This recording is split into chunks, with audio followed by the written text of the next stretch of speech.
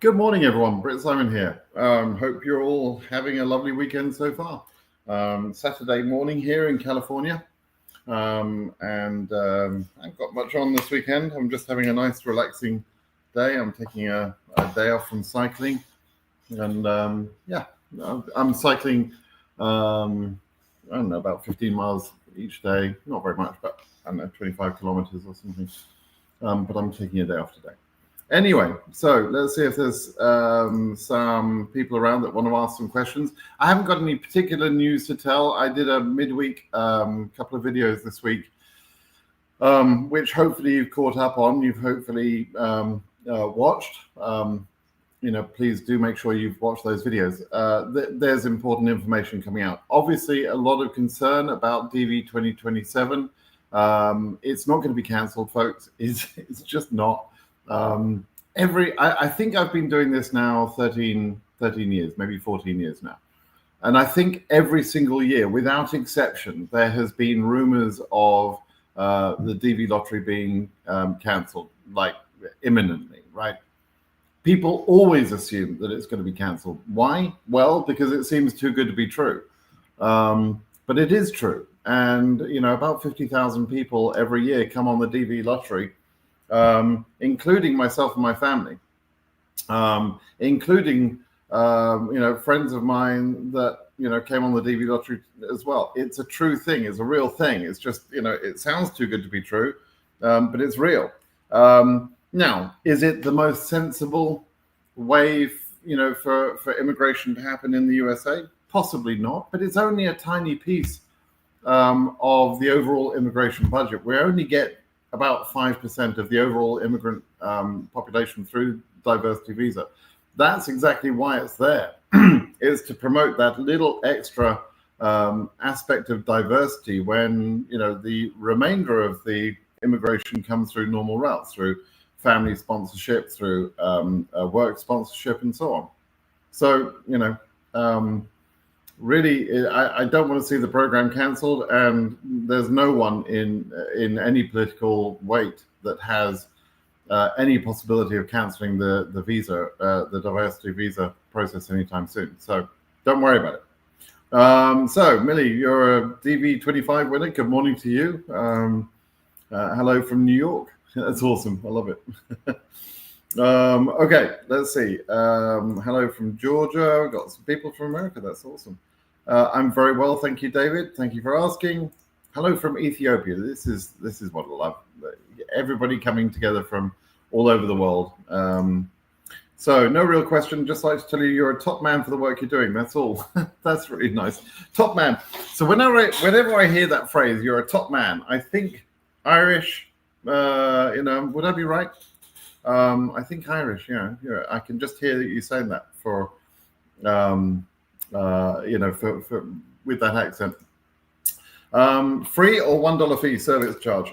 Okay, you're talking about the DV 2027. They are trying to implement the $1 fee to enter the lottery. I'm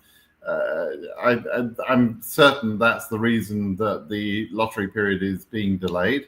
And I don't know how you feel about the $1 fee. I personally am not that troubled by a $1 fee. I had somebody who had their own feelings about this is the thin end of the wedge, that the $1 fee will be expanded to being a $10, $20, $50 fee. I don't really believe that. And you have to understand the math. Let me just briefly explain this math, right? To enter the DVLottery has always been free, but to fill out the DS260 or apply for the process used to cost more than it costs now. It used to be back in the early 2000s up until I think 2011 or 2012. If you were a winner and you processed your case, you paid something like $420. I think it was $420 instead of the $330 that we pay now. And the program, the diversity visa program, is supposed to be funded by those fees, right? So if you get your calculator out and you say how many people get interviewed each year, some get refused, but those people pay their fees as well, right? So how many people get interviewed each year? It's about 60,000 people get interviewed each year. They're paying $330 each. And so that gives a budget of around about $20 million. It's a bit more than 60,000. So let's just say the budget is $20 million. The government think that 25 million people will enter the lottery each year with a $1 fee. That's not actually true, but they're stupid. The government are a bit dopey. So, but let's say they make 15 to 18 million dollars, let's say, by charging $1, right? That will effectively double the amount of money that they're getting in for the DV lottery. It's not that they make money from the DV lottery. I mean, America doesn't care less about $20 million or $18 million. It's a tiny amount of money. But the program at least pays for itself. So that $330 relating to the $20 million budget, that pays for the staff at KCC and for the work that's done at the embassies and so on. So if they can increase that budget by $18 million or so, it's not that they will do anything more or better. Maybe they might have a little bit more money if they want to spend more money at KCC, getting more staff and that sort of thing. Perhaps speeding up some of the process, that would be a good thing. But generally speaking, I think it's just to deal with the rising costs that would have been there. The budget has been the same, or the amount of money they've been putting in from this has been the same since 13 years ago, right? And costs have risen in that time, right? I mean, everything costs more money over time. Inflation happens. The cost of paying staff would have increased. The cost of services, the cost of energy in the offices and so on. All of that increases, right? So for 13 years, they've held the price of the entry fee the same, and or not the entry fee, rather the $330 processing fee for the interview. And there must be pressure on that fee. And so if they can double the amount of budget they've got, it takes the pressure off that fee. That's better rather than increasing that fee to $400, $500. $330 is already a lot of money for some people to come up with per person to be able to actually have the interview. So I would rather keep that fee a little bit, keep it as it is now, and possibly even reduce it, but keep that fee as it is now and have this extra $1 fee. I don't think the $1 fee is going to put very many people off. And so, I think that's fair. I don't see though that would become a $20 fee or a $50 fee. I don't see that. Okay. So anyway, it's likely that the next DV lottery will have a $1 fee. We'll have to see. Pius, I'd like to say thank you again. Forever grateful. Thank you, Waguti. I appreciate that. Many people talk about payment can be done by a secondary person. Also, can you clear about that $1 fee? Right. So just talking about that. Yeah, there are some people who are concerned that if they pay for their own DV lottery entry, and perhaps they pay for their brother's DV lottery entry, that it will somehow look fraudulent or something like that. It won't. They're not going to worry about that. Now, if somebody, let's say, goes to an internet cafe or something like that, and the person there is consistently paying for all those fees, then yes, they would know that a lot of fees are being paid by this person, but that wouldn't necessarily look suspicious, and it wouldn't necessarily cause any sort of problems, right?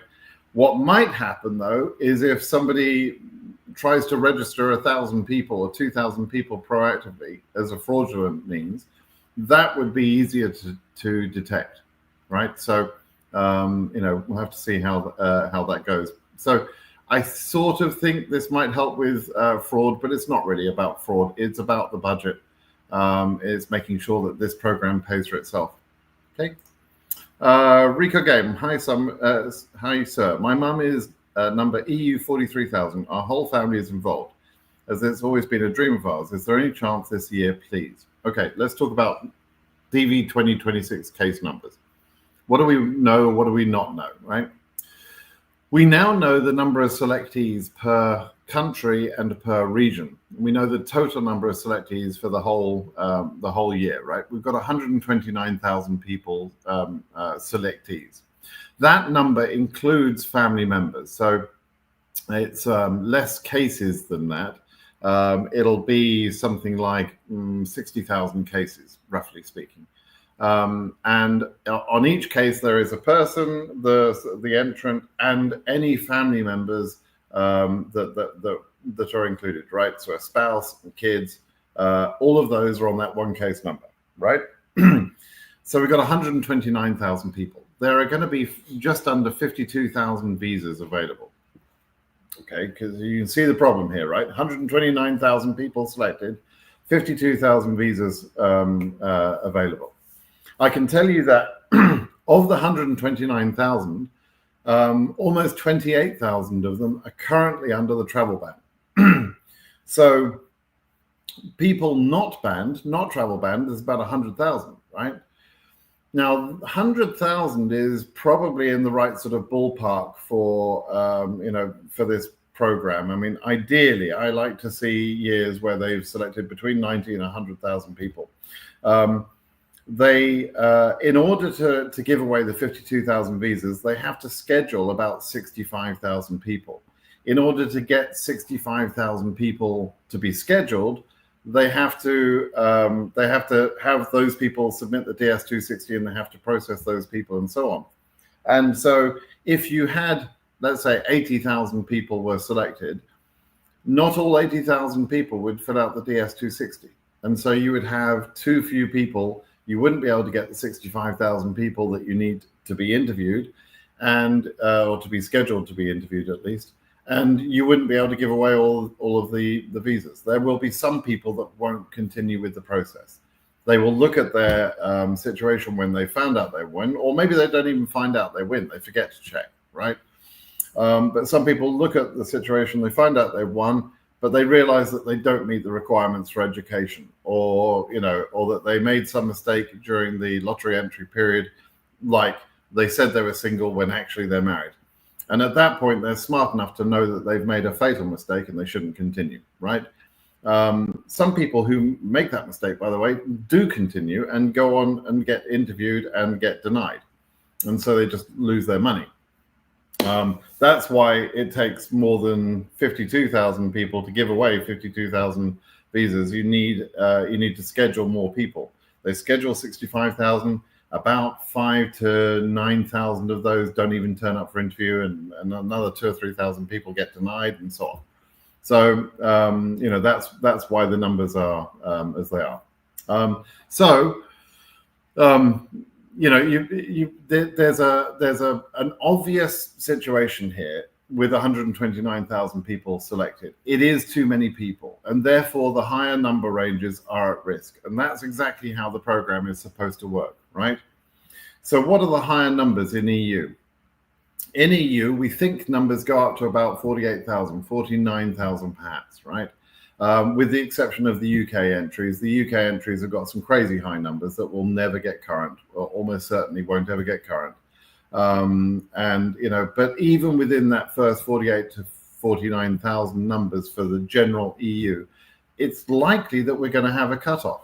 It's likely because there are too many people selected. And although the travel ban affects one country in EU, it doesn't affect that many people in EU.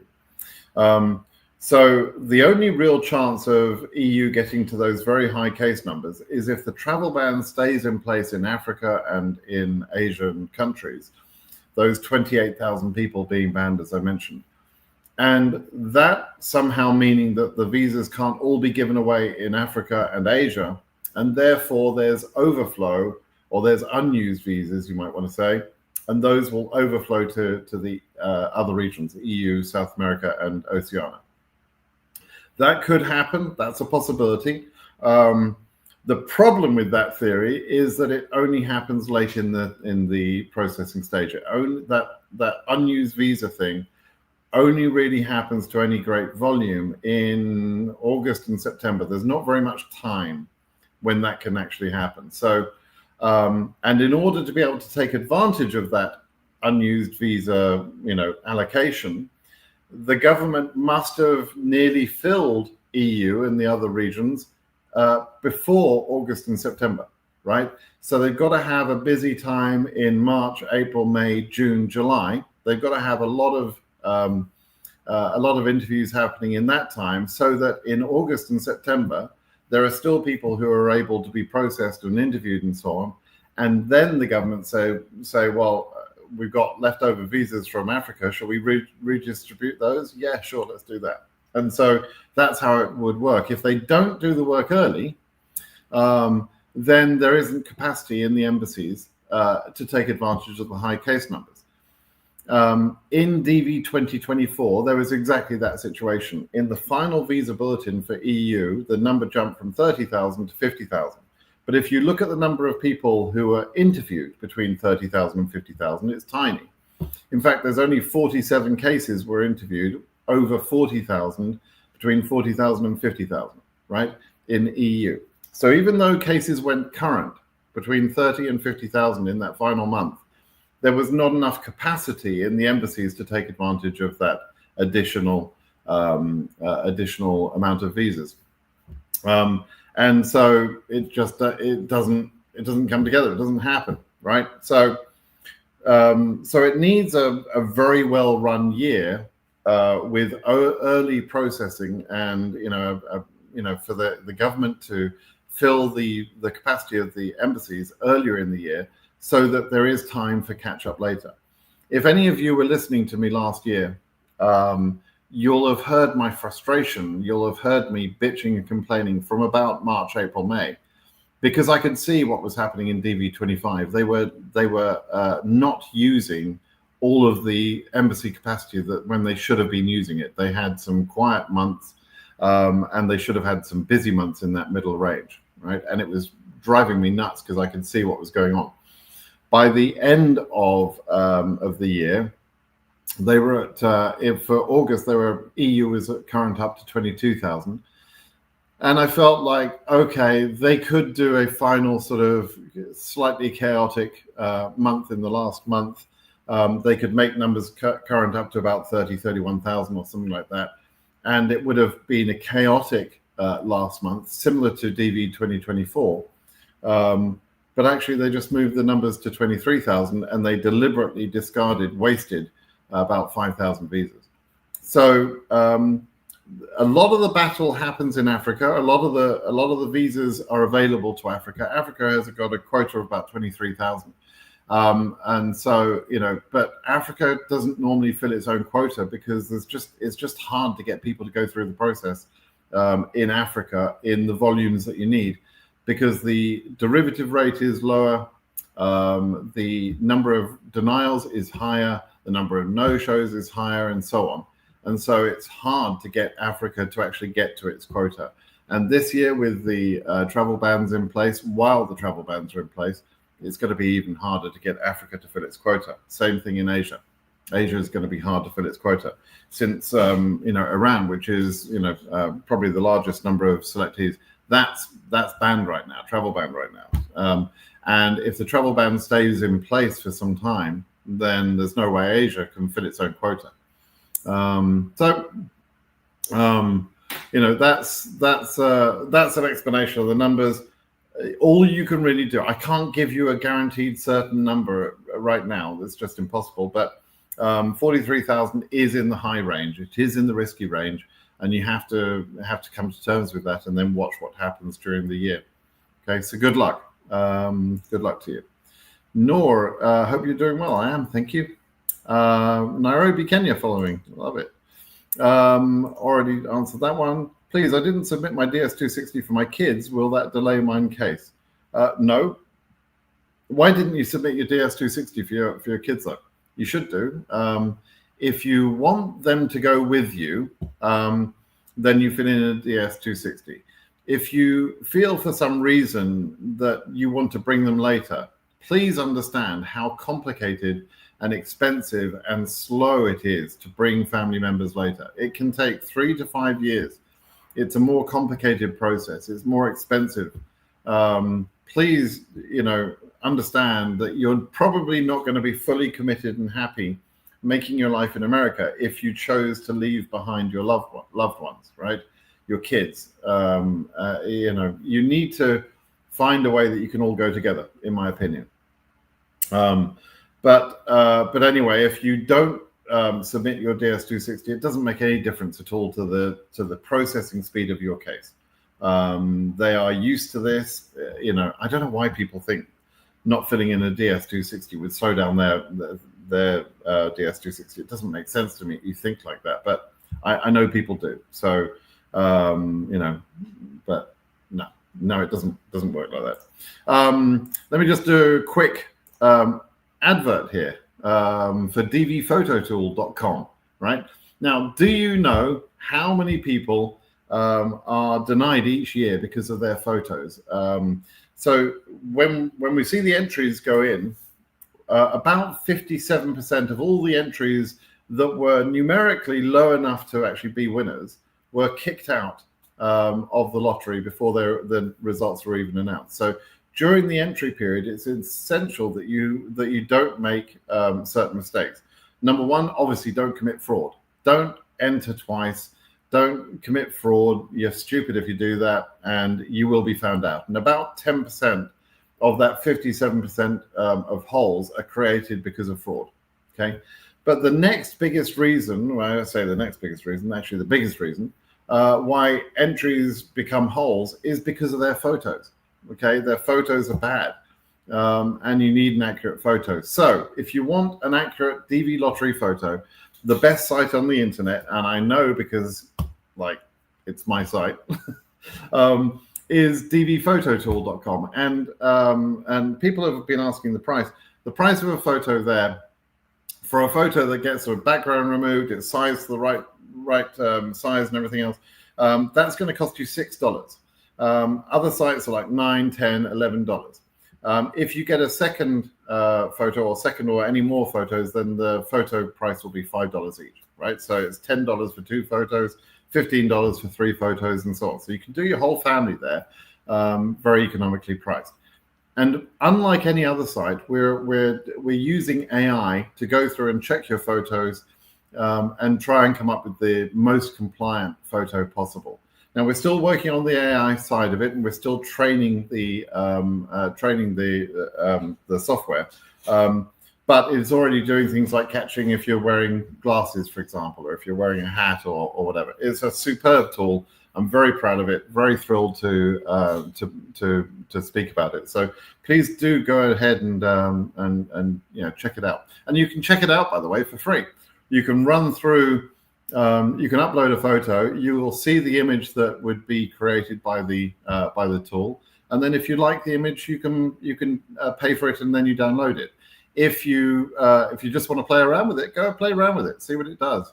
There's no harm in that. So DVPhotoTool.com, make a note and please go use it. All right. Okay. When was the latest DV lottery announced?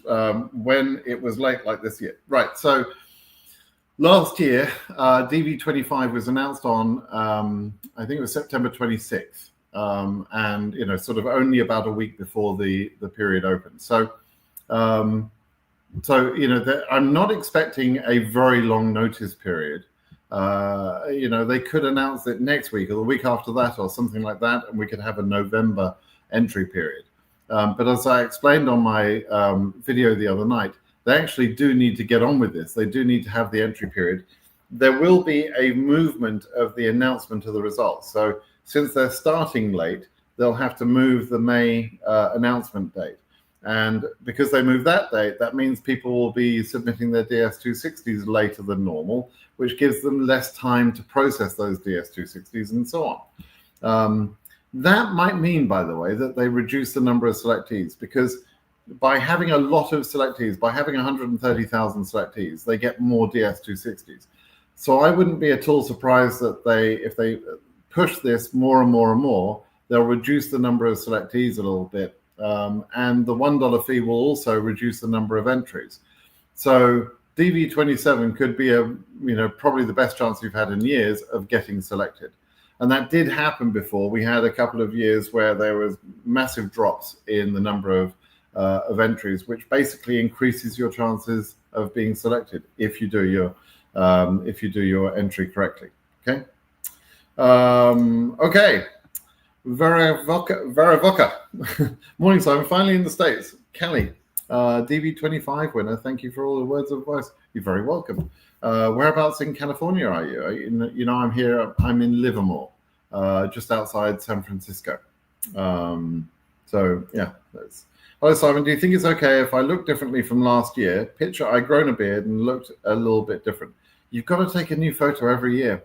The rules specifically say take a photo within the last 6 months, or the photo has to be no more than 6 months old at entry.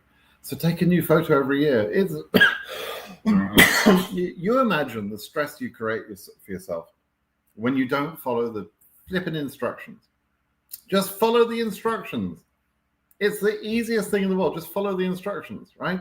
Because then you won't spend all the time thinking about whether you did the right thing, whether you didn't get selected because you didn't follow the instructions about your photo or whatever.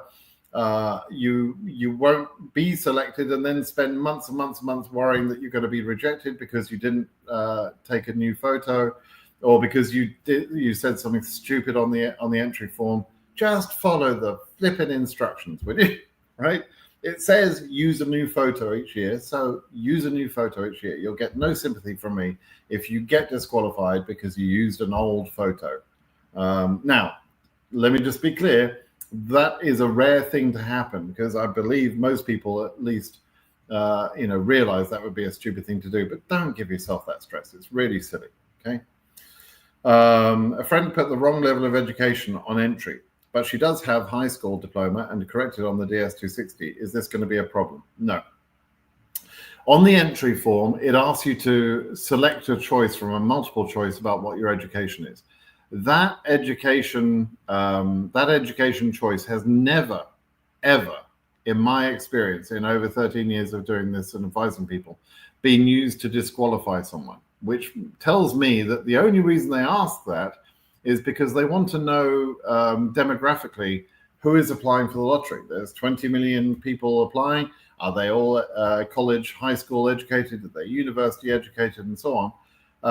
They want to have demographic information on the entrance, but that's not used against you. If you made a mistake on that original entry, nor does it give you any further chances, nor does it give you any additional chances.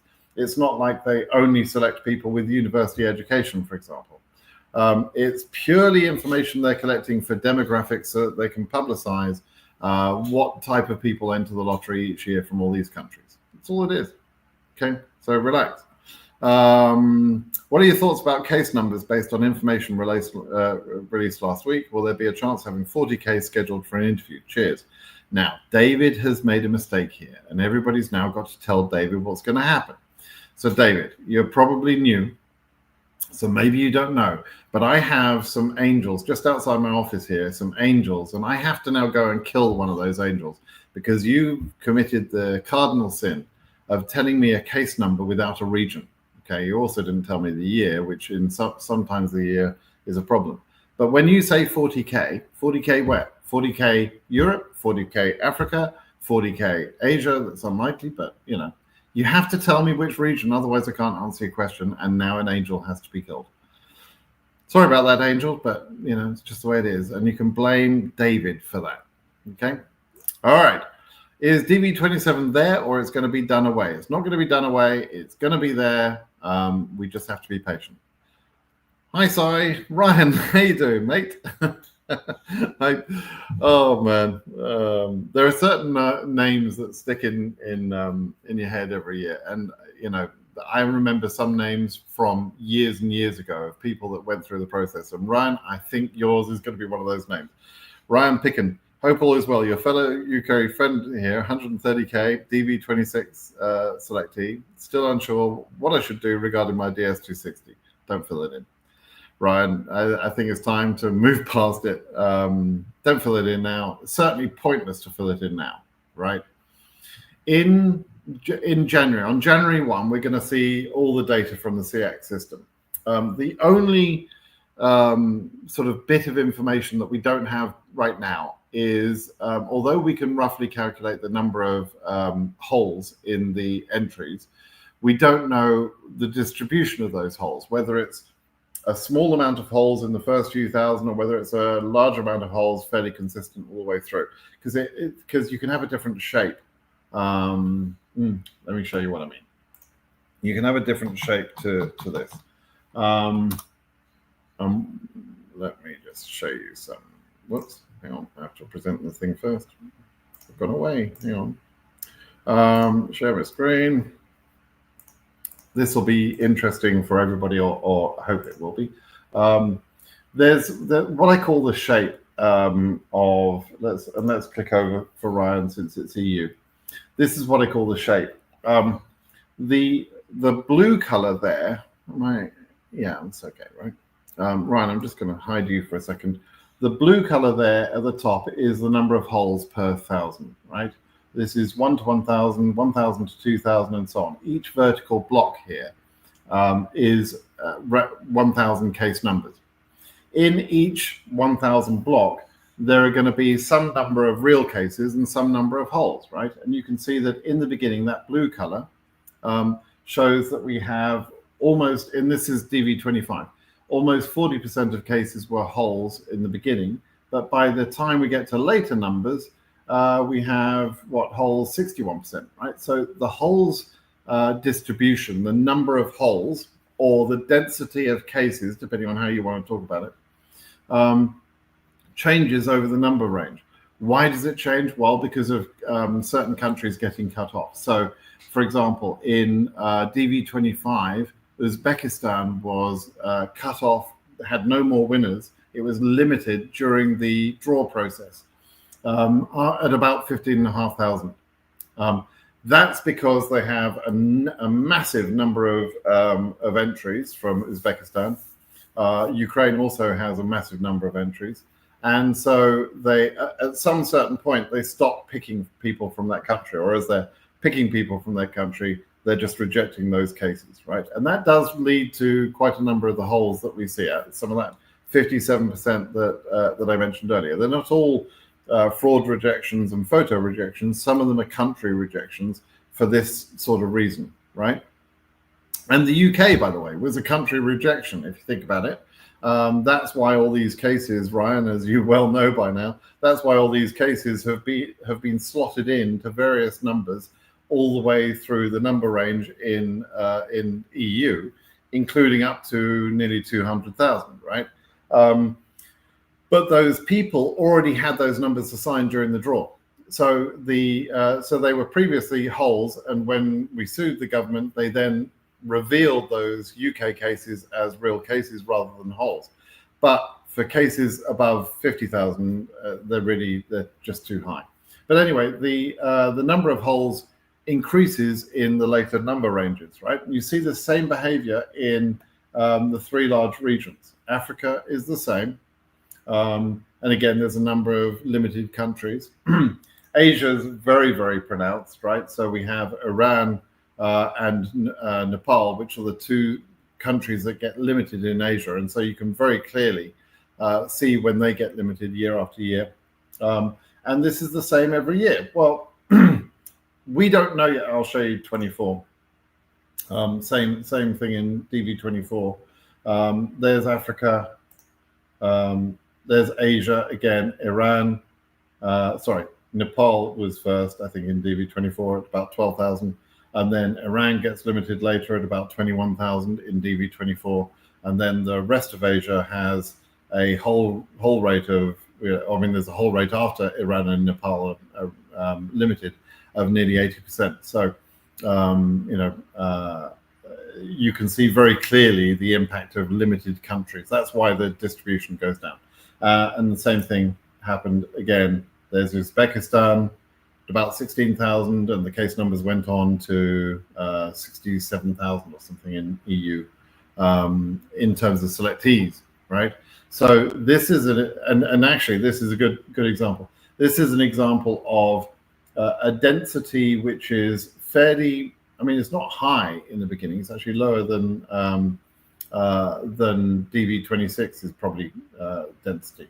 But it has what I call a long tail. So there's a long period of time, long number of case number ranges, where we're getting more and more selectees, but and no more reductions in density. So to me, that's a long tail, right?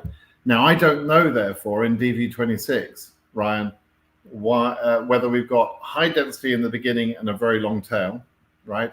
Or whether we've got a lower density in the beginning and and a shorter tail. So I don't know that.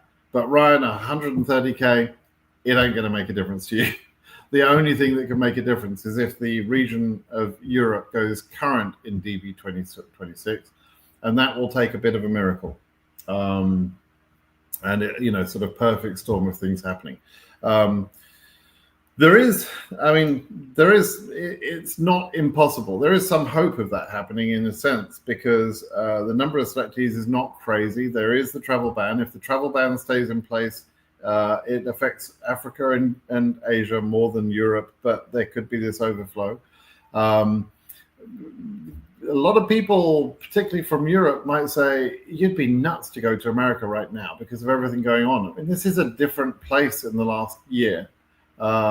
This has become, a different place thanks to what. And there may be a lot of people that just say from Europe, you know what, I'm better off at home. I don't want to go to America. Yes, I won the lottery, but I'm not going to proceed. I wouldn't be at all surprised if we get a few more of those cases than normal. It could easily happen. So, we'll have to wait and see. That's all I can say, but we will know more on January 1, thanks to Zarthisius and that site I was just showing you. Okay. Right. Can Africa reach AF 68K this year? Probably. Africa selectees, according to the poll, we did a poll to see what the number ranges were that were assigned to selectees. And I know that Africa goes to at least 100,000, probably 105, maybe even 110. So your case at Africa 68,000 is actually not very high in that full range.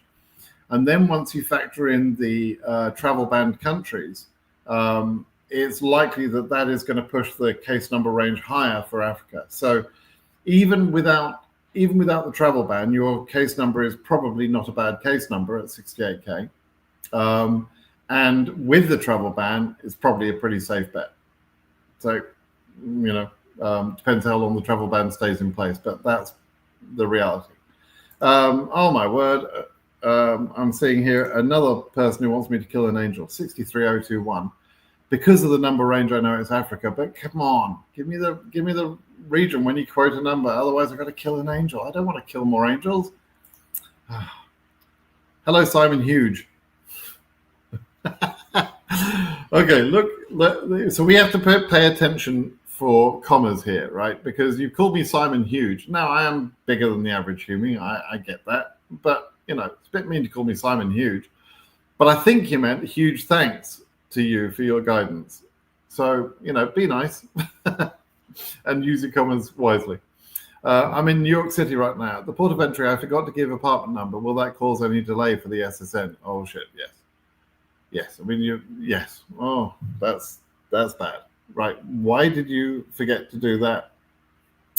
So it depends on the type of building you live in. But you're saying New York City. So I'm imagining you live in a great big apartment building with 100, 200 apartments. How on earth are they going to find you at your apartment building? So yeah, it will cause delay for the SSN because it will be non-delivered probably. Same with the green card. For the green card, you can update your address if you go online, search for USCIS AR11.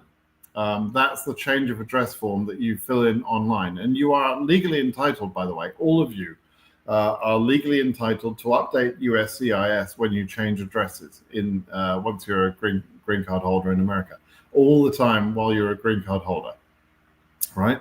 So you have to go in and do that. You can actually have problems in your citizenship process later on if you haven't maintained your address history. So be careful to do that. In your particular case, you need to do that immediately, and maybe even contact USCIS and see if you can get them to update the address with your apartment number, right? For the social security number, you're going to have to find the local social security office and go there. I would probably wait like a week and a half, 2 weeks, and get your number, explain what you did, and see if they'll give you your social security number, which is really what you need. And then hopefully you can get a replacement card as well, because it will probably get lost. Okay. Please be diligent about that. Like, this is, I know it's difficult to remember to do everything, but you have to be careful to make sure you understand that you've got to give accurate information for important documents to be delivered, like your social security number or your green card. Okay. Nice photo tool. I've checked it and it is satisfactory. Oh, satisfactory. My mum is EU43. Already talked to you. DV22 winner. I don't want to dishearten any people, but American Dream is tough. Alvin, you're absolutely right, and I wish more people would pay attention to this sort of thought process. So, Alvin, I don't know your situation. Love to hear from you about that. But this country is not necessarily a country paved with gold streets. It isn't necessarily the land of milk and honey that you might have been told, etc. There is a ton of opportunity here, but I can tell you there's already a lot of Americans that find it tough here, let alone someone coming here to try and carve out a life for themselves.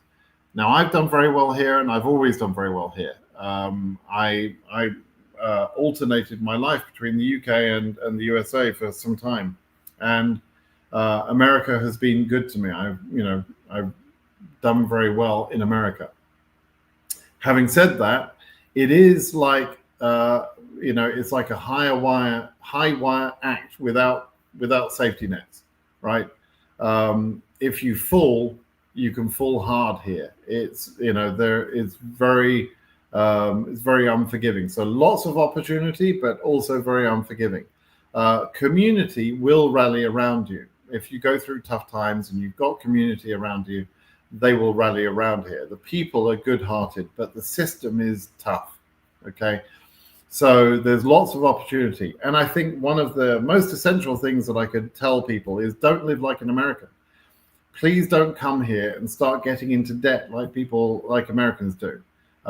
You have to save money here. You have to get ahead because you need to have an emergency fund. You need to be debt-free so that you can be investing your money.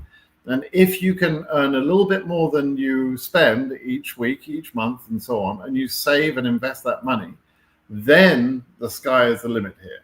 Then you can begin to say, oh, I've saved up $50,000.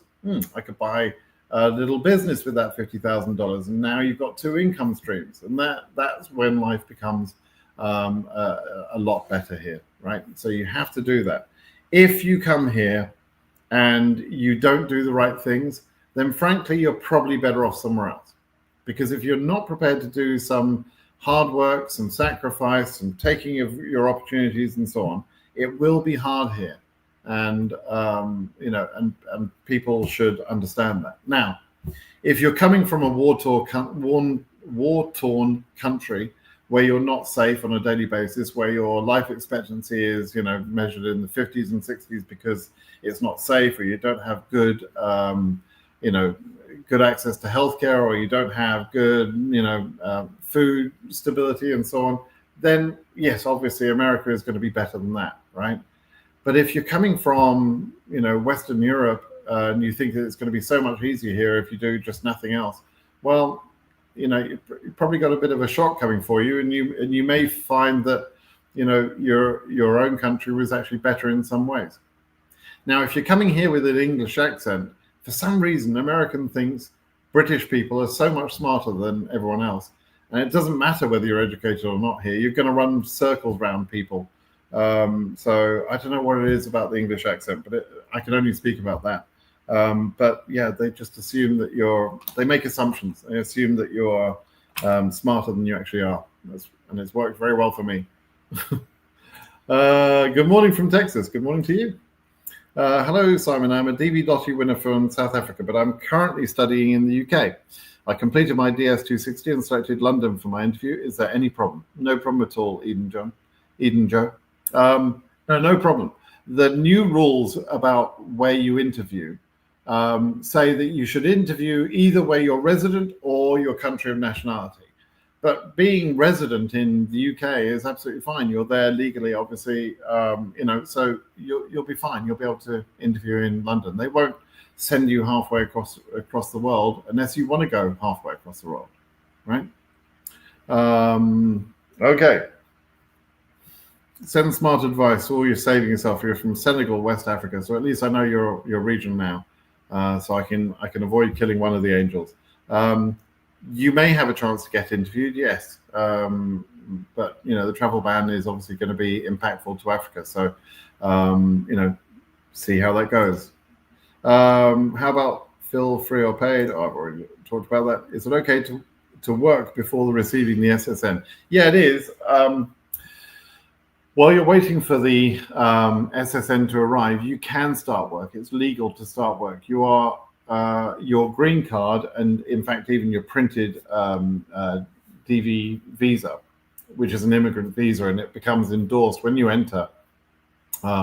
It's automatically endorsed, and it becomes your proof of your resident status, your lawful permanent resident status. That's what you actually are. When you're a green card holder, you're an LPR, lawful permanent resident, and as an LPR, you're entitled to work. The SSN typically will be asked for by your company, your employer. They're supposed to ask for it not as you're starting work, but within a few days of you starting work. I think it's 4 days. But if you don't have your number, you can explain and say you're waiting for your number still, and they can do your first pay packet. They can pay you without necessarily having your SSN, because you are work authorized. Right, so you can follow up with it later. So yes, you can certainly you can start work even if you don't have the SSN.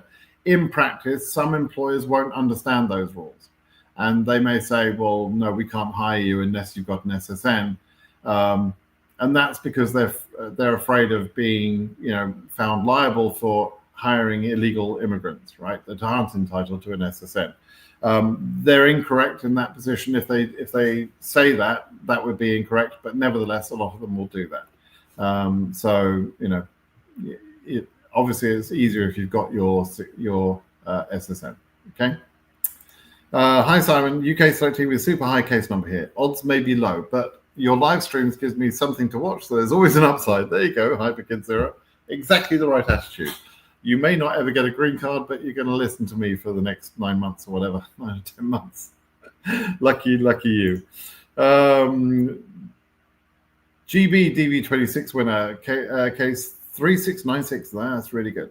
Have the 2NLs gone out yet in October? Yes. There's been some 2NLs. Haven't found any other EU region winners that have had 2NLs so far. Yeah, for sure. There's been 2NLs already went out. So I added a little piece to this in my visa bulletin announcement. The way the whole sort of 2NL process works is there is a sort of a cadence, a natural cadence or timing to this process. The visa bulletin is always issued between the 8th and the 15th of the month. And within a day or 2 days of the visa bulletin coming out, we start to hear about 2NLs coming out, which are the interview notifications. We start to hear about those coming out, and they tend to come out by alphabetical order, based on the city name of the embassy, right? So this week, for example, more or less I think it was the same day, maybe the next day, I started hearing Algiers has got 2NLs, which makes sense. It starts with A, right? Algiers, from Algeria. So it's and there would have been some for Addis and so on. Now we don't have the SEAC data to prove all that at the moment, and so we've only got sort of a limited amount of information from a few people that are talking in the Telegram chat channels and on my blog and that sort of thing. But I'm absolutely 100% certain that 2NLs went out this week to people in every region, depending on the alphabetical sorting of their embassy name, right? And more 2NLs will come out this week, and 2NLs can come out as late as the end of the month, and even sometimes in some months the first few days of the following month. But generally speaking, the cadence is Visa Bulletin has to go first. It's published between the 8th and the 15th. When it comes out towards the back end of that time period, I find the 2NLs come out very quickly. So this month, it was published on the 15th, and yes, within a few hours, we started to hear 2NLs had gone out. So they've definitely gone out, without a doubt. But obviously, if you're a DV26 winner, your DS260 has to be processed before you can be scheduled, and that could take a little while, right? Depending on the backlog and that sort of thing. So you may not get, because you're a relatively new, you couldn't have filled out your DS260, very, very suddenly, right? So it will take a little bit of time. So you may not get an interview this month. It may be the following month or even 2 months later. Okay. All right, Lucas. Let's see. Is it normal that some embassies still with no appointments up to now, especially Morocco? Yeah, absolutely. It's normal. Casablanca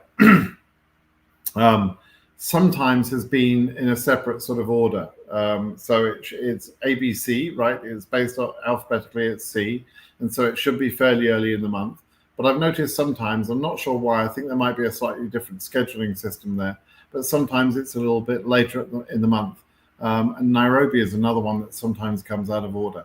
But the alphabetical order is not a rule, it's just something we observe as being generally applicable, but it's not a rule that they have to follow, okay? So yes, it's normal, just relax, okay? Hi, Brett Simon, do you have any way to track embassy performance for DV26? Just wondering how the Kigali embassy is doing so far. Right now, no, we can't track embassy performance because we don't have the SEAC data. Once we have the SEAC data, which is only available on January the 1st, then we can see how many interviews each embassy is taking on a month-to-month basis. But we have no idea until then. Only rumor, and the rumors are not always true. So no, you have to wait for that, I'm afraid.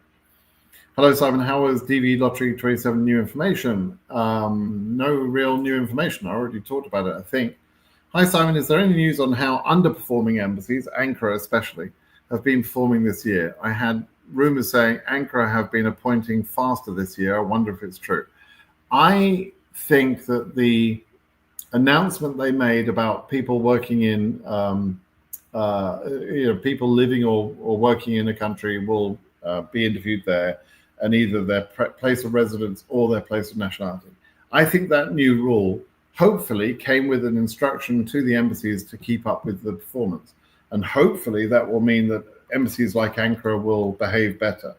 But I don't know for a fact if that's true. We'll have to sort of check some of the data. So, yeah, without some hard data, I wouldn't want to speculate if it is true or not. Okay. How long does it take to have your DS260 form processed once submitted? Depends on you to an extent.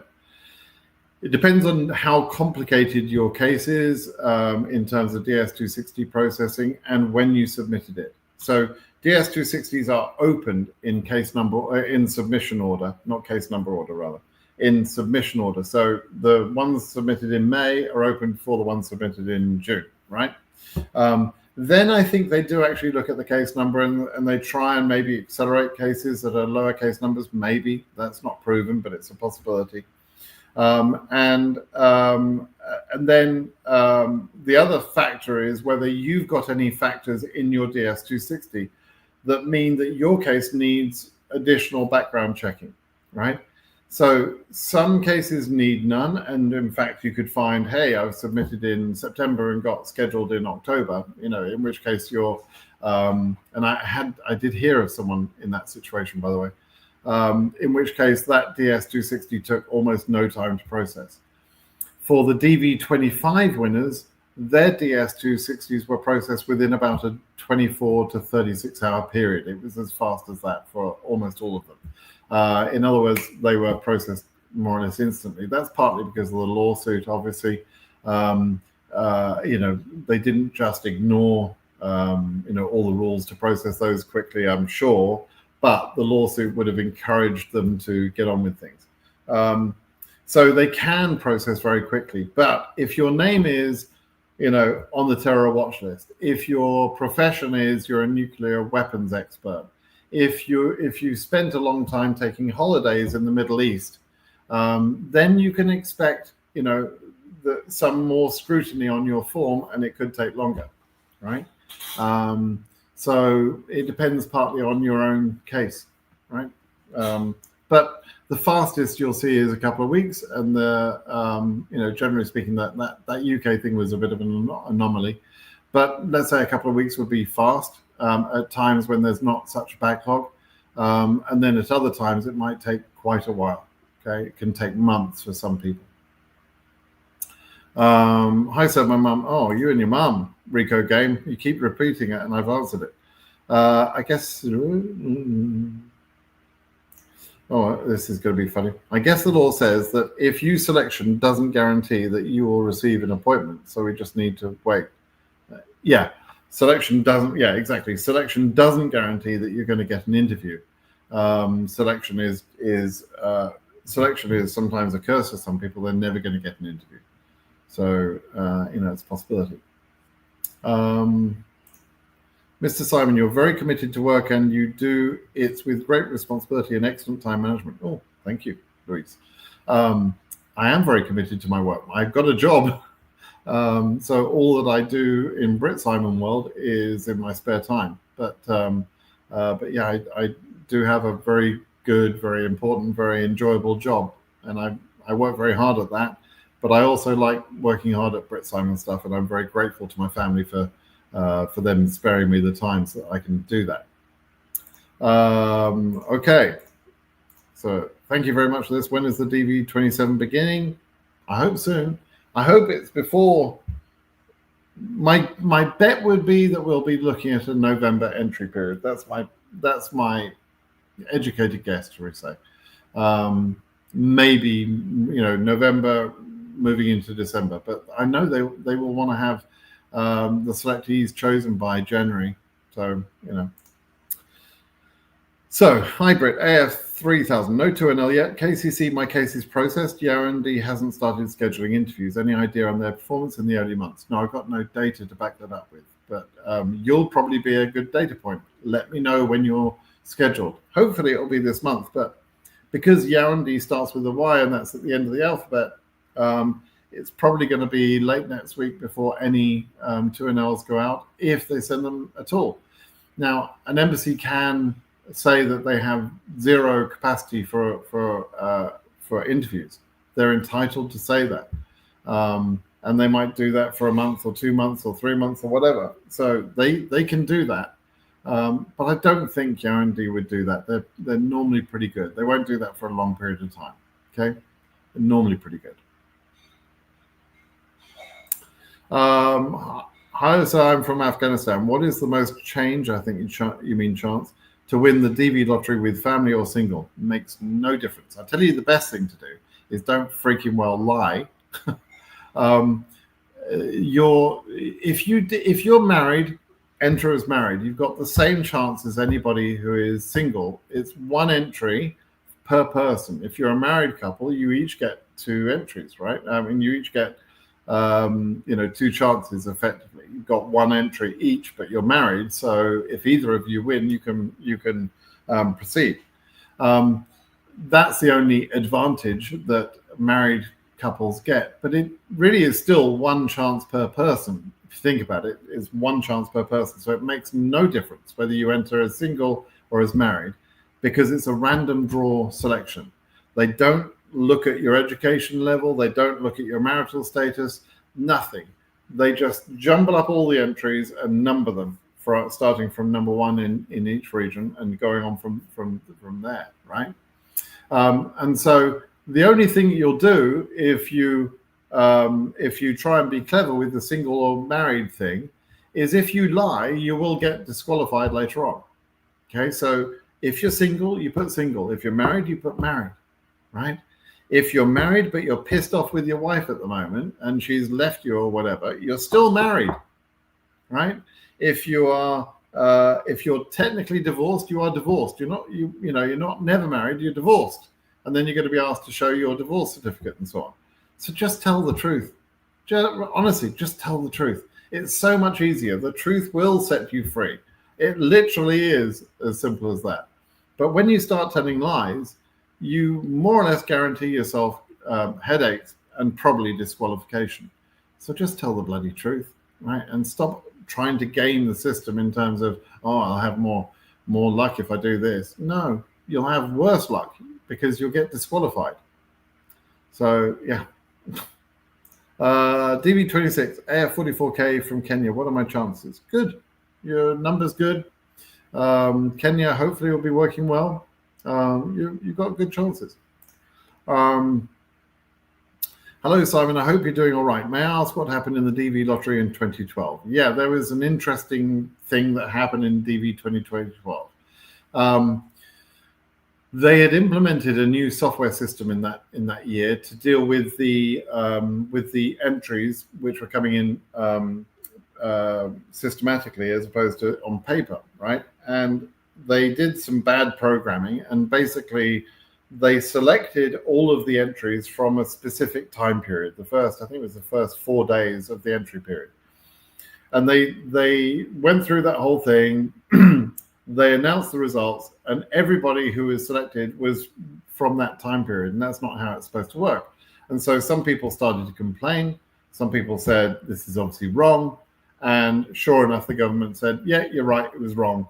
We did it all wrong. We're going to redo the whole thing. So everyone that had been told they were a winner in DV 2012 in the first draw was suddenly told they were no longer a winner.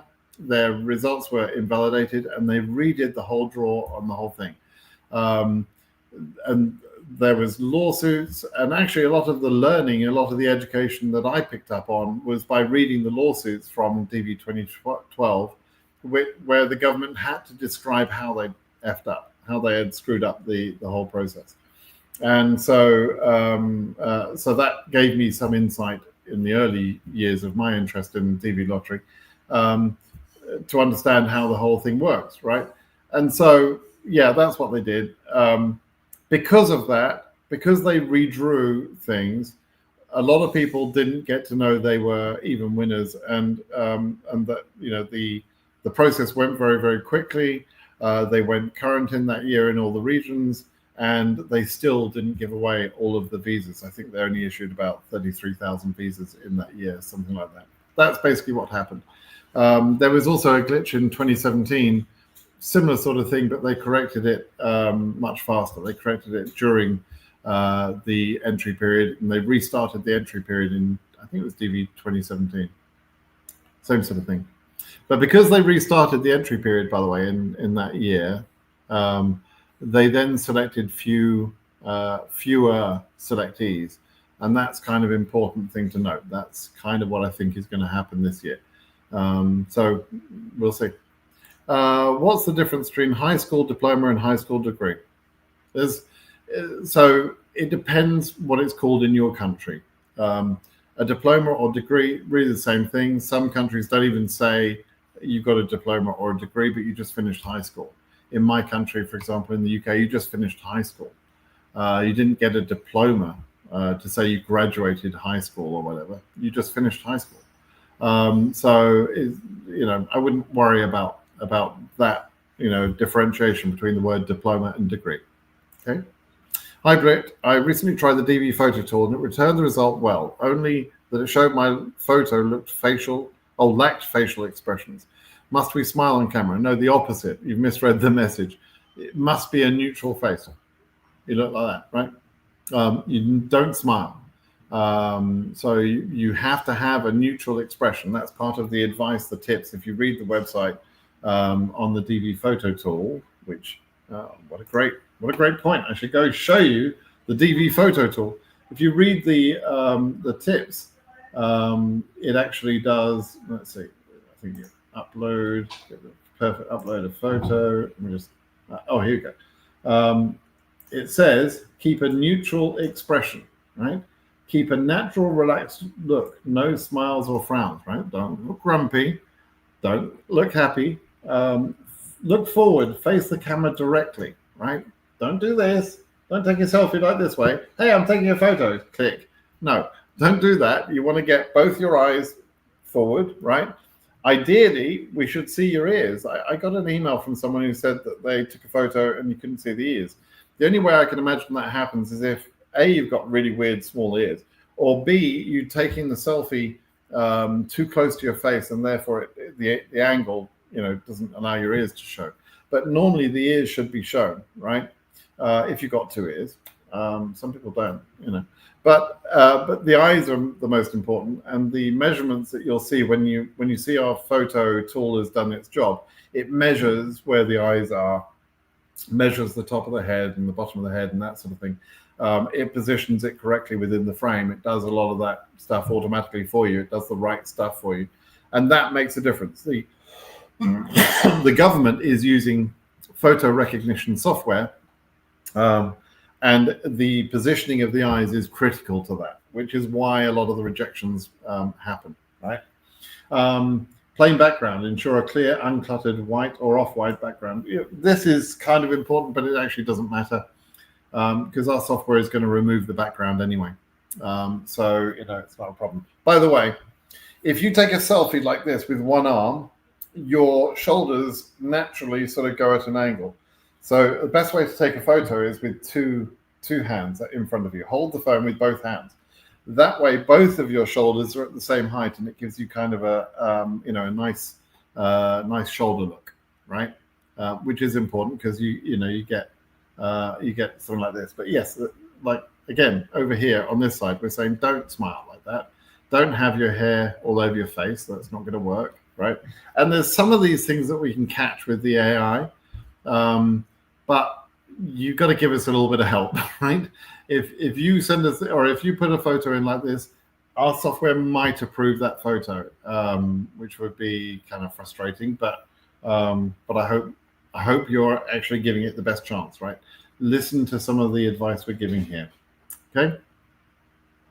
So that's yep. Thanks for asking. Anything about the ban? No, I've got no information about the ban. I think we're going to be stuck with the ban for quite some time. I actually do. It's frustrating, but I can't see what would be the thing that would cause Trump and his bunch of racist, folks there at the White House, like Stephen Miller. Why would they remove the ban? I can't think why they would remove the ban, unless they're sued.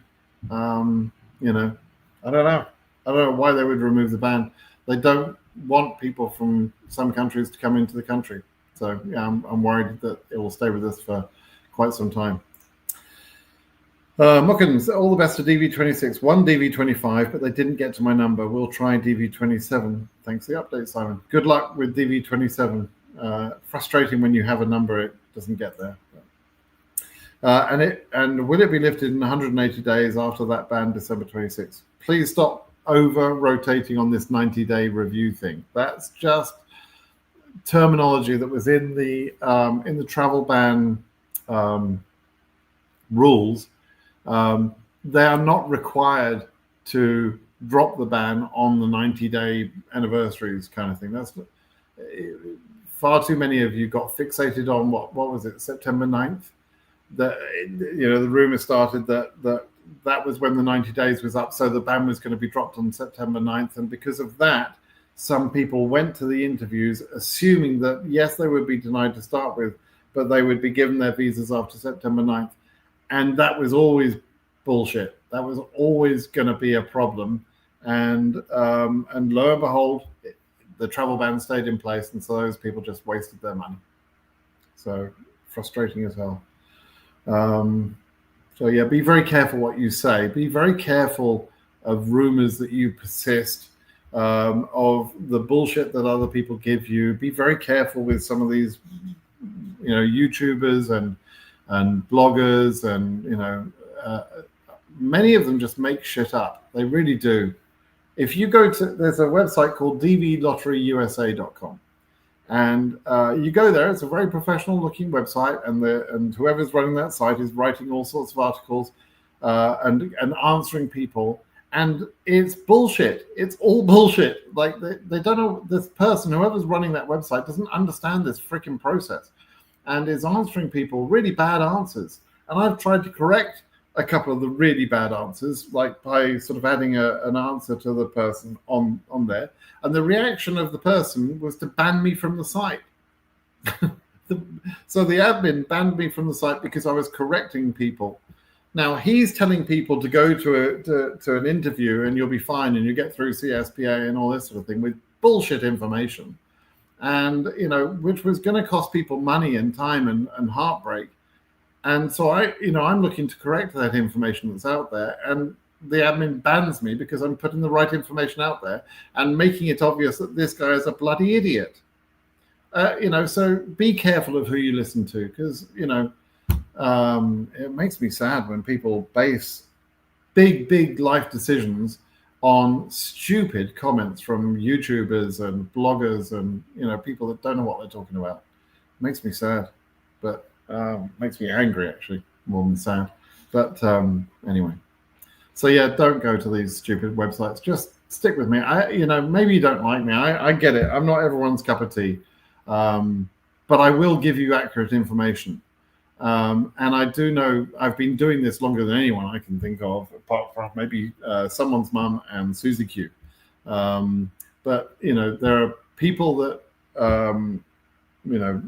people that don't like me. I get that, right? I'm a bit abrasive. I kill angels.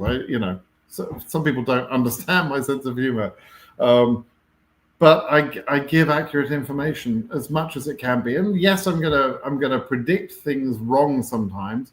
Every prediction has got a danger of being wrong, but I'm not wrong about the laws and about the process and everything else. I'm just not wrong about those things. And so, if you want accurate answers, come here. Oh, and if you want a good photo, if you want, can you tell I'm trying to sell this thing? DVPhototool.com. Good place to get your photos for the DVLottery. It will give you a good photo. I'm very proud of that app, and I want it to do well. Obviously, I've got some financial investment in that, so I want to do it. I want it to do well for that reason. But I also know that a lot of people are being rejected in their entries because of photos, and I want to stop that. Right?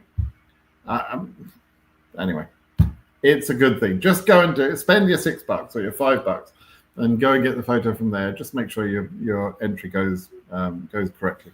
Okay. All right. Let's see. Any advice for trying to fill out the DS260 without it crashing? Myself and my wife have been trying for weeks in the UK now, and we were lucky to get a few lines done, and then it crashes back to the start. Right. Let's talk about this. I had a couple of emails this week on this exact thing, and it seems to be happening on the address page. And somebody else came into my blog with a really good tip on this, and I suspect that tip is an accurate tip because it sounds exactly like the sort of thing that would cause a problem. So when you go into the address page, if you find you're putting in some addresses and all of a sudden it sort of rejects you and puts you back to the beginning kind of thing, then this is what you need to do. I think that is probably going to be better. So firstly, set up the first address going back to age 16, right? Make sure you have one address that covers the whole period of time. Go back and put your oldest address first, and make that address time period to cover all the way up to date if you have to, and save the form, right? So that you've got the address validation code behind the scenes thinks you have addresses all the way back to age 16, because it's trying to do some sort of validation. I think it's in that validation that there's a bug, and so. You can save often, right? Click and save, you can save, but also you can put information in and you can correct it while you're in the session before you submitted it, obviously.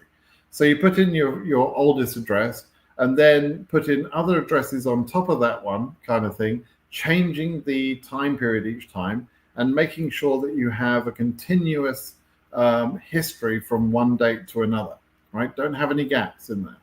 So no gaps, and make sure that you've got all of the dates going back to when you were 16 years old.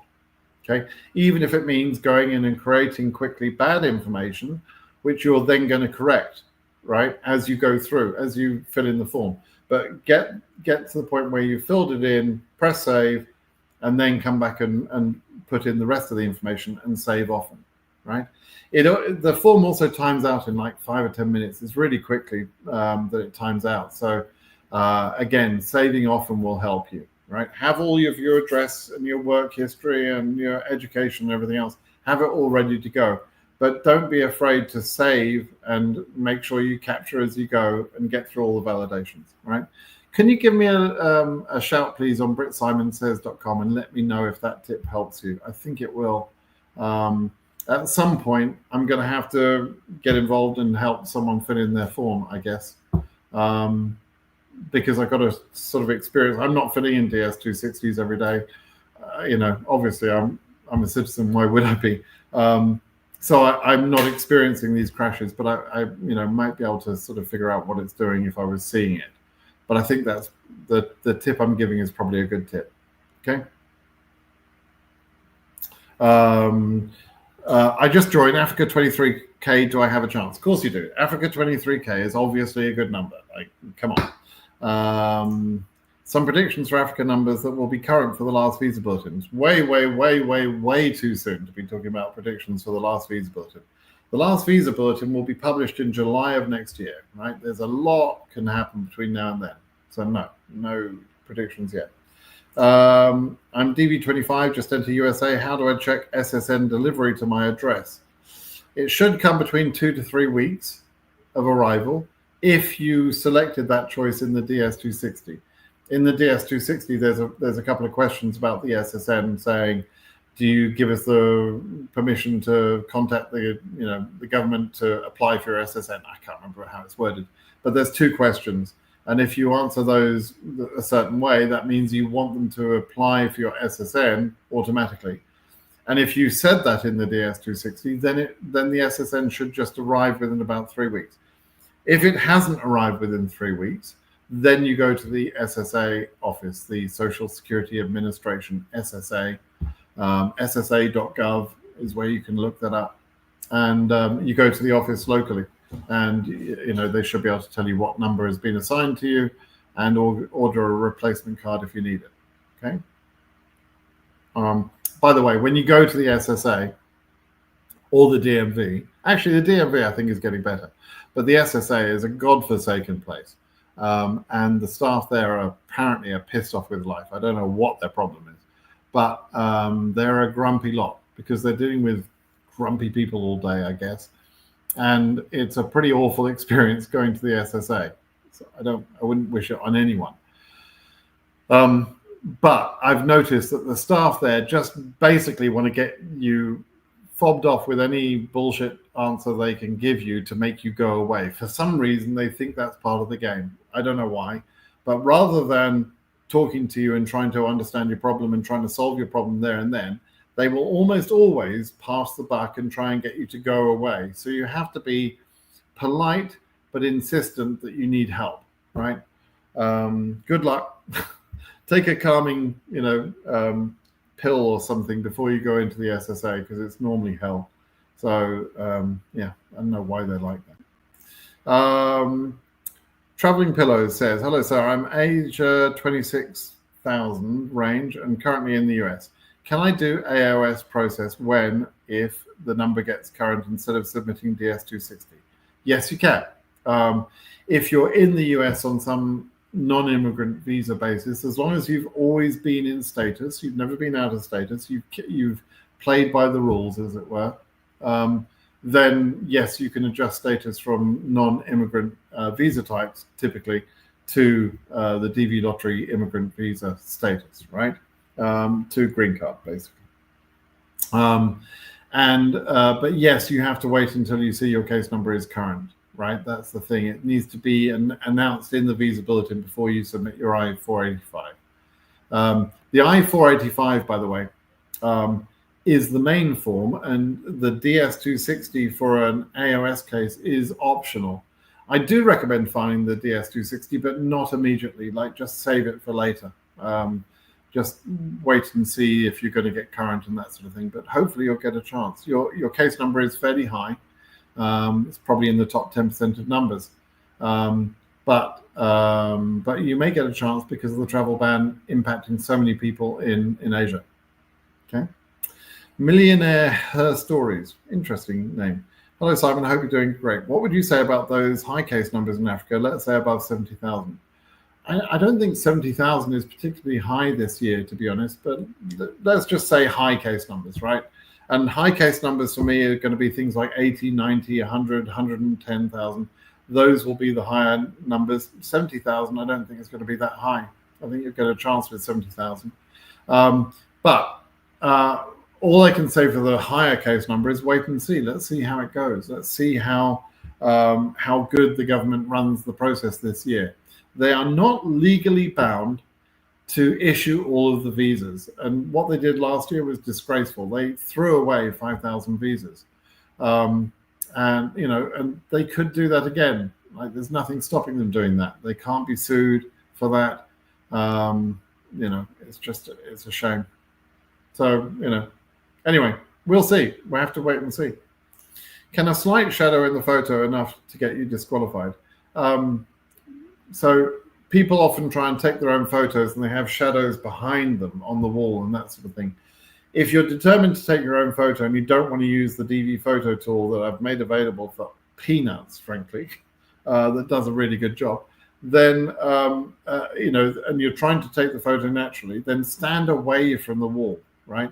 The shadows on the wall will only happen if you're backed up all the way close to the wall. If you move away from the wall, it's in the background, it won't have so much shadow. If there's shadows on your face, that's not good. We can't fix that in the photo tool either. And so you need to be careful about shadows on your face. Now, humans have shadows in their face in normal lighting. There is going to be some shadow. What we're talking about is very deep, dark, very obvious shadows cast from some other object onto your face. If you've taken a photo like that, take another photo, right? Don't take a photo like that. All right. Shouting from Northern Ireland, I thought I'd guess that, right? Any info on the DS260 and how it's constantly crashing? Yeah, that's what I was just talking about, right? If I apply for with a bad photo, does this guarantee I will not get selected? Can I be selected with a bad photo and then it be gets found out later?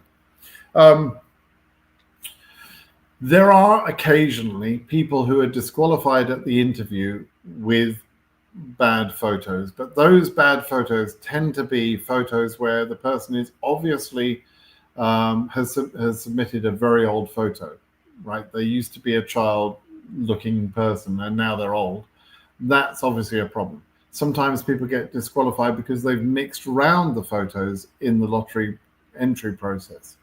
And that can cause or will cause disqualification at the interview. But generally speaking, the number of people that I hear of that are getting disqualified for photos is low at the interview. The biggest problem with bad photos is that it stops your selection in the beginning, right? If I've read a whole bunch of back and forth emails that were revealed to us through lawsuits, where government departments are talking about their progress they're making with the photo screening process. When it went from manual, it used to be fully manual, and then they started to make it somewhat computer aided, and nowadays it's entirely computer done. So the software is going through and disqualifying cases because of the photos. That's why my software is using the same technology in order to stop you from submitting a bad photo. I'm trying to sort of beat the government at their own game with the DV photo tool. That's how it's supposed to work, right? So I'm trying to get it to be that you won't get disqualified for a bad photo. But we'll have to see how effective that is. Certainly my dvphototool.com, that's no worse than any other site. I mean, it's as good as any other site already, and it's cheaper than the other sites anyway. So the AI stuff that we've added in there is you're getting that for free basically, and that's a really big deal. But if you apply with a bad photo, you're more likely to not ever get selected. You'll see the message that most people say, which is has not been selected, and you won't know whether it was because it was a bad photo or because you just weren't selected. Okay, it's just you just won't be selected. That's all you'll know. So yes, sir. How are you doing? Just want to let you know that you are amazing as always. If my number is AF2800 and I have to submit my DS260, if it took long to process my form, then I will have priority for scheduling. Yeah, that's a good question. So every month, I've explained this. There's a really good video I did with strings and beads and that sort of thing. And it kind of shows this really well, because month to month, there will be cases like yours where, for whatever reason, let's say you took a long time to have your DS260 submitted, or you submitted early, but it took a long time to be processed. But for whatever reason, it's 2, 3, 4 months into the year, and even with that low case number, you still have not been scheduled. In the month when your DS260 is now finally completed, the processing, then your case number will be prioritized at the beginning of all the cases they put into the queue that month, right? But you don't jump ahead of the people in previous months that were in the queue already in previous months. Your numerical order is only applied during that month, and then you stay in that order. So people that were from a higher case number than you, but got their DS260 processed before yours, will be ahead of you, and they will be scheduled for interview before you, depending on embassy capacity and so on. So yeah, that's basically how it works. And if you want to know more about that process, like I say, there is a video I created a few months ago, and I think it's like you can Google Brit Simon. I think it's like Brit Simon process queues, something like that. If you Google that, you'll get to that video, and it's pretty good. You'll know the one. It's got beads. I've still got the beads up here in my office. I'll have to do it again sometime. My case number is AF89,000. Am I at risk, or what are my chances? You've got some risk. You've got some chances, right? You know, you're in a range where I can't be precise. You've got some risk, clearly. But, you know, maybe you'll get a chance. We'll have to wait and see. It really depends how long that travel ban stays in place. Okay. Can you explain to me how selectees are selected during the process? Okay. Let me do it really quickly, but I did publish a video about this just a few days ago, just a week or two ago, about UK. And I explained how things work for UK, but it explains the whole process. But okay, so when everybody enters the lottery, first thing they do is everybody is separated into their regions, right? So Africa is one draw, Asia is another draw, EU is another draw. They then jumble up. They use the computer to randomize the order of all of those cases by region. So if it's EU region, they'll have something like 4 million entries, and they randomize the order, right? Based on nothing, just completely random. And then they number those cases from 1 to 4 million, or 1 to 5 million, or however many numbers they have. So every case gets a numerically assigned number. And the number is what determines whether or not you get a chance. So in DV26, for example, they went through to EU 48,000 or 49,000 or so. We don't know precisely yet, but it's about that range. And they gave everybody in that first 48, 49,000 a chance. They said, okay, those are going to be our initial selected cases. But then they go through and they disqualified a bunch of cases within that 48,000 number range. They rejected a bunch of cases for bad photos, for fraud, and for countries who somehow got into the draw that shouldn't have been in the draw, which is what happened to the UK, right?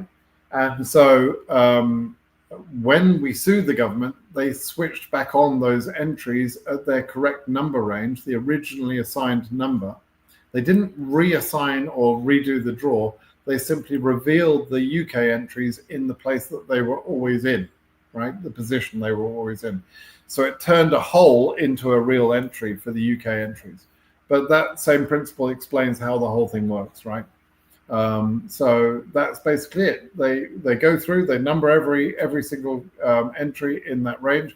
It is not based on alphabet. It's not based on the day of the month that you entered. It doesn't matter whether you enter at the beginning of the period or the end of the period. It doesn't matter whether you're university educated or whether you're dopey as hell. It doesn't matter, right? It doesn't matter whether you're married or whether you're single. Nothing matters. It's just everybody within the region is jumbled up randomly and then assigned a number numerically. All right? That's it. That's the process. Okay? And I'm 100% sure that's how it works. 100%. It was that knowledge that let me realize that the UK had been screwed up. And also, once I saw Cuba, it made me realize exactly how they screwed up, which was part of the lawsuit. And that's why, we've won that lawsuit essentially. Well, we've won the right result. We've got people's rights were returned, right? There's a few people like Ryan Picken who's been messed around, 130K. Sucks. Sana Loco says, my sponsor is a self-employee. He has a small restaurant. Is there any special documents than normal employee? Yes, so somebody who is self-employed in the USA will be filling in tax report. Everybody fills in a tax report. Everybody is required to report their taxes once a year. As a small business owner, he'll be doing that. And so he can provide the tax return from last year to show his income. And he might be able to provide, for example, an accountant's letter or something to say that he's continuing to earn that same amount of money this year, right? That's one way to do it.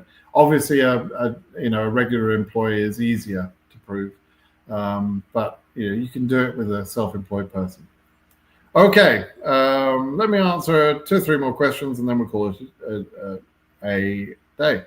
How about people with any college degrees? I don't have college degrees. Is Taylor accepted as 2 years experience?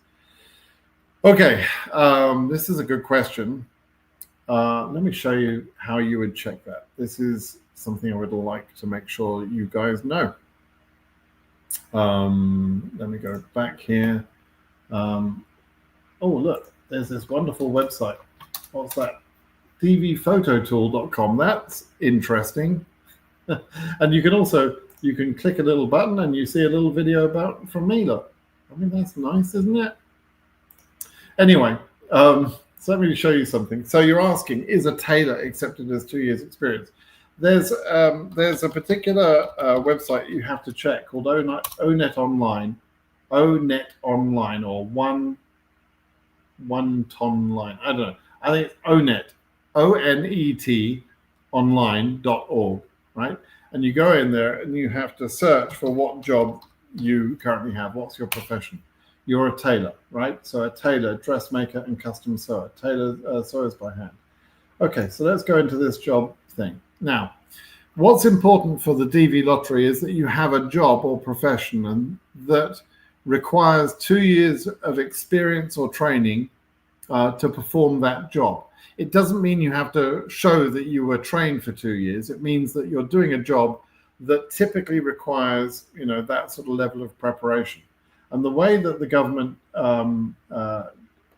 sort of ascertain that or categorize that is they give this job zone rating and then SVP range. And these are the 2 numbers.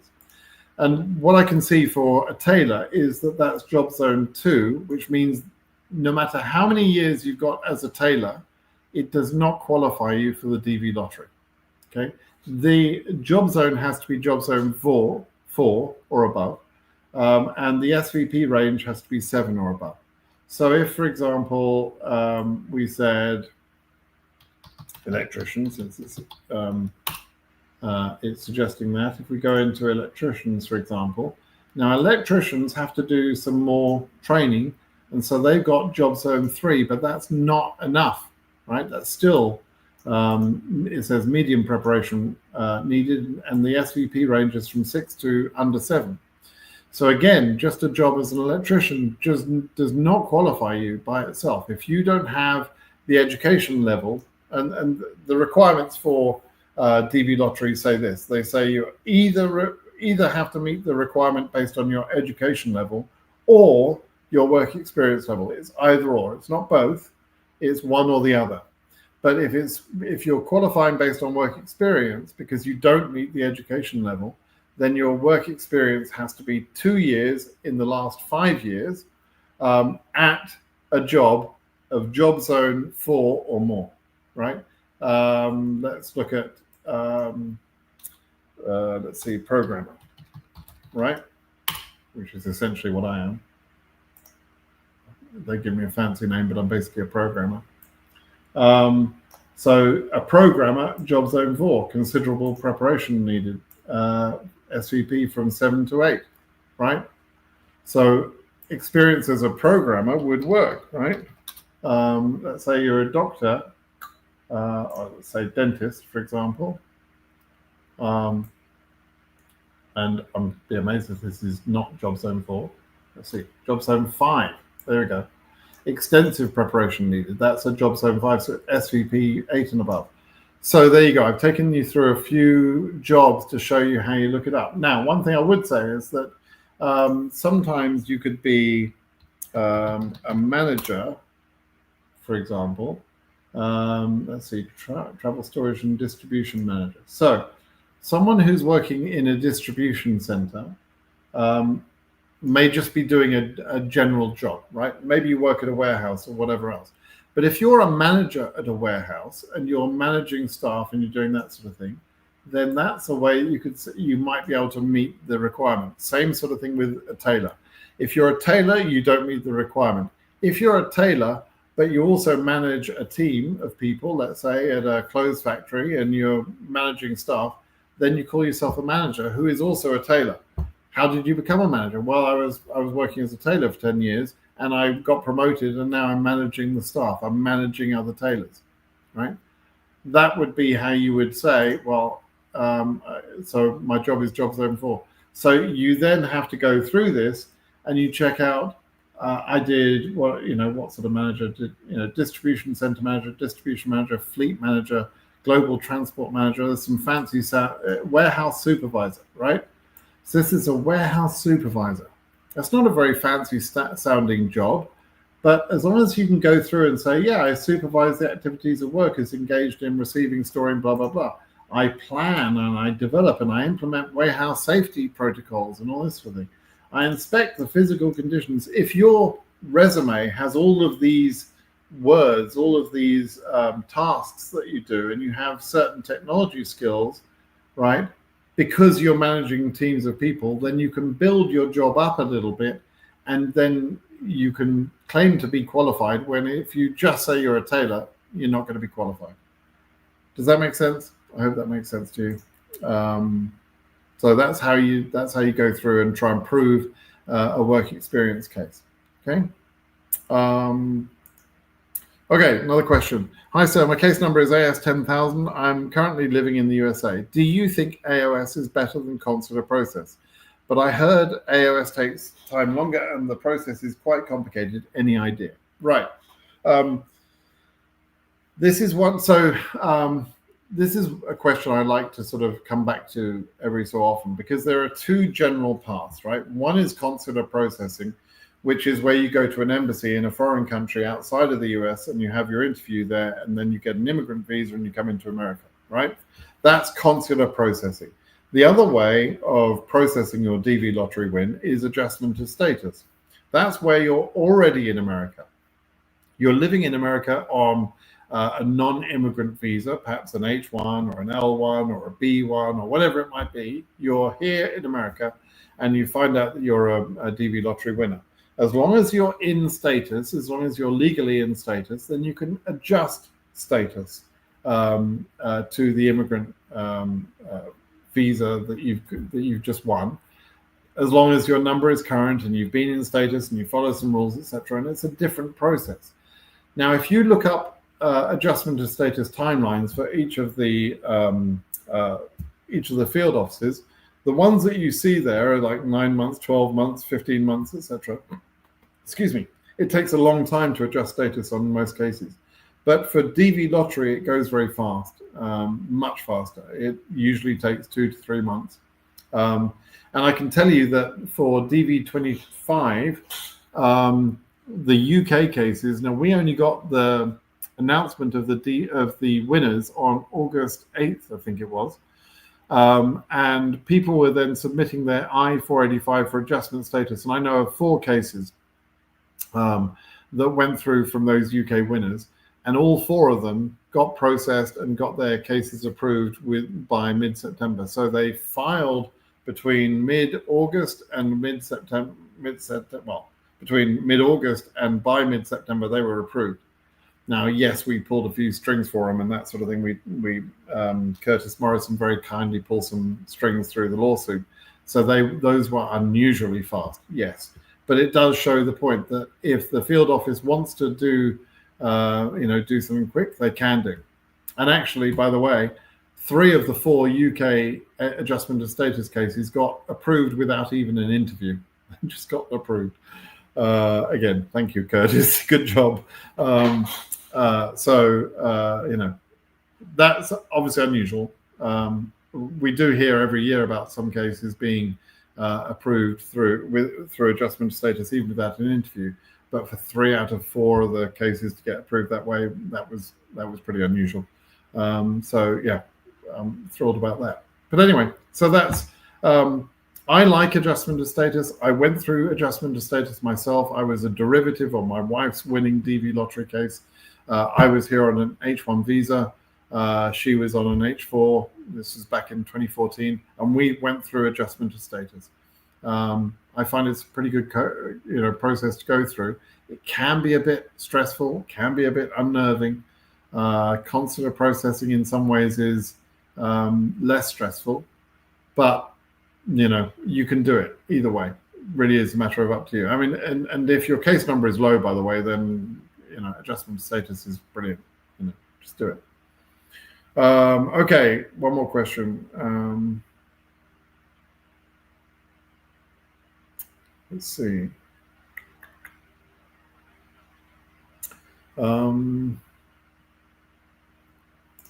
Okay, last question here. Is the passport essential for registration? There's a possibility that the government will implement the new passport, a passport rule in the next DV27 entry period. It's a possibility only. We don't know for sure. I suspect it won't happen, to be honest. I think the $1 fee will be implemented, but I think the passport rule probably won't be implemented this time. But over time, probably the passport rule is going to come back, which is where you need, it must be a legitimate passport. Obviously, it must be an active passport, unexpired, and on the day that you enter the lottery. It's entering the lottery that matters, not necessarily. I mean, if let's say they open the process in October as normal, and your passport's going to expire in December, that's fine. It's unexpired on the day you entered the lottery, and therefore you're fine. And later on, you'll replace it. But you need an unexpired, legitimate, real passport. In that case, if they re-implement that rule. But it's not 100% sure yet that they're going to re-implement that rule. So at the moment, we just have to wait and see what the instructions will be. We have to wait for the instructions for the next lottery period to know exactly what's going to happen. Okay. Okay. I think that's it. I think it probably covers all the questions that I saw. I hope that was. Oh look, what's that on the there? No, hang on there. Oh look. DVPhotoTools.com. Yeah, that's a website you should get to know. Anyway, I appreciate all of you joining me this morning. I hope that was educational and informative for you. I'm just, happy to take all your questions here, but also you can ask me the questions at brittsimonsays.com. So go over there and ask me the questions. I've been doing this for a lot of years. I've helped many, many, many thousands of people, well over 100,000 people. have used my blog, my YouTube videos, etc., to become successful. So, just add yourself to that number. Come and live in America. Live a great life. All right, everybody. Thanks for joining. Bye-bye.